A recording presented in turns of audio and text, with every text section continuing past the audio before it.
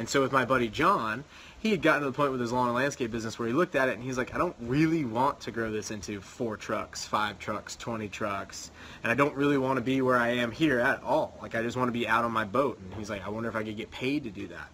And so the way that he was able to do that is he dreamlined. So he wrote down what his ideal lifestyle was, and then he found a way to get paid doing what he wanted to do every single day. So sometimes you can build a business. In my case, my industry, lawn and landscape, you can get going with a lawn and landscape business. I started in high school, really easy to get into, got a client list together. I had $8,000 a month in regular revenue, so I was mowing about 80 lawns at $100 a month.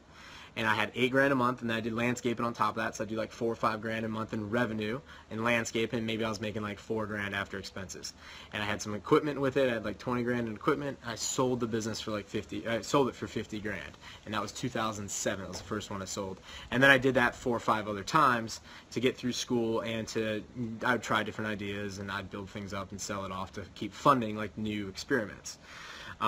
With the LandWorX side of things, that's exactly what I want to do. I want to promote people to get into LandWorX. LandWorX, for people that don't know what that is, it's what I believe is an escalation from lawns to landscape to LandWorX. And the whole progression there is to a movement away from labor. And so that's something I'll be addressing on my blog. But I feel very, very strongly that you want to get the hell away from labor as fast as possible, but you start there. That's where you start when you start out, and there's nothing wrong with that.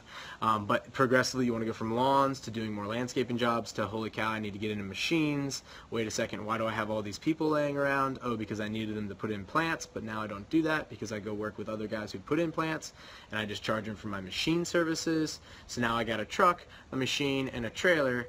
I don't have any of those 4 or 5 people I used to have mowing lawns, and I do the exact same revenue. And that's my whole progression. That's my whole mission statement. What I do on Periscope, YouTube, the blog, all that type of stuff is I'm constantly telling people you start out in lawn care, you start getting into landscaping, and you get the hell out of that as soon as you can, and you get into LandWorX.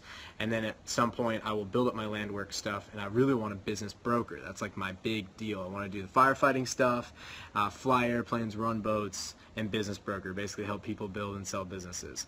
So, and that's awesome. So Randy's got himself a business going on. Sometimes you build a business and you milk that thing, and it's just fun in your retirement account. It's paying off your house, paying off your truck, doing whatever the heck you want to do with it. But at some point you look at it and you go, hey, you know what, if I could sell this thing, I'd get like half my time back.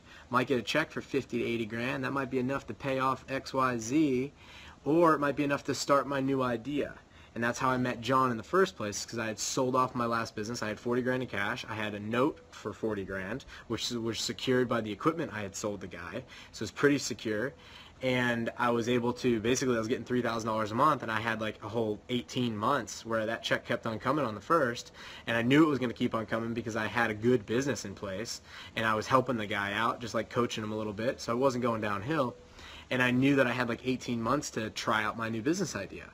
And so it gave me, like, I was like, I'm out of lawn care, I don't want to do this anymore, and that's when I got into Bobcats, and that's how I did it.